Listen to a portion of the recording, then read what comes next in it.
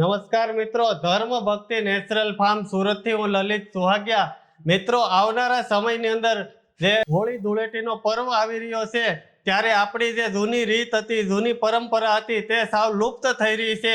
ત્યારે એ વાતને અને જૂની આપણા રિવાજને ઉજાગર કરતા એલબી ગૌ ક્રાંતિ સંસ્થા જેઓ 6 વર્ષથી વૈદિક હોળીનું કોન્સેપ્ટ લઈને સુરત અથવા અન્ય શહેરોમાં પણ આજે વૈદિક હોળી આવી રહી છે, ત્યારે એલબી ગૌ ક્રાંતિ સંસ્થાના માલિક જે ભરતભાઈ ગેલાણી છે તેઓ ગાયના ગોબરમાંથી જે બાંબુ જેવી લાકડાની સ્ટીક, જે લાકડા ટાઈપની સ્ટીક તૈયાર કરાવે છે અને હોળીમાં તેઓ આપે છે. તો આપણે આવનારા સમયની અંદર ખૂબ પ્રગતિ લાવવી જોઈએ. જે જૂની રીત હતી ઋષિમુનિઓની, જે એ વસ્તુને અપનાવી જોઈએ. આપણે આજકાલ જે ફર્નિચરના લાકડાઓ કે વેસ્ટિક લાકડાઓ હોળીમાં બાળતા હોય અને એ ધુવાડો નીકળતો હોય, એ ખૂબ નુકસાનકારક હોય.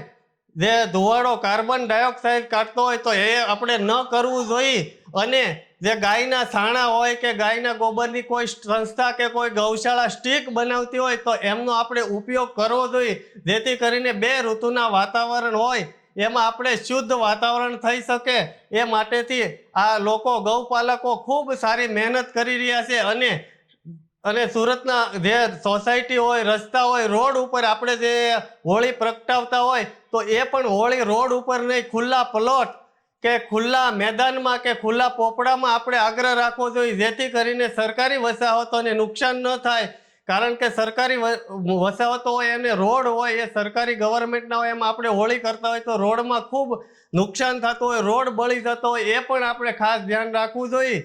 અને ખાસ કરીને મારે એ કહેવું છે કે સુરત હોય કે અન્ય શહેરો હોય, આપણે હોળી ગાયના ગોબરનો ઉપયોગ કરતા થાય અને ગાય આધારિત ખેતી કરતા ખેડૂતોને પણ પ્રોત્સાહન ગેલાણી અત્યારે અન્ય ગૌશાળાઓ ખૂબ બધી સ્ટીક બનાવે છે, તો આનો ઉપયોગ કરવા આપણું સૌને આહવાન છે. સોસાયટીના તમામ પ્રમુખો હોય, સમાજ સેવકો હોય, ઉદ્યોગપતિઓ હોય, બિઝનેસમેન હોય, તો તમામને આ વસ્તુ ઉપર, કોન્સેપ્ટ ઉપર આપણે આવવું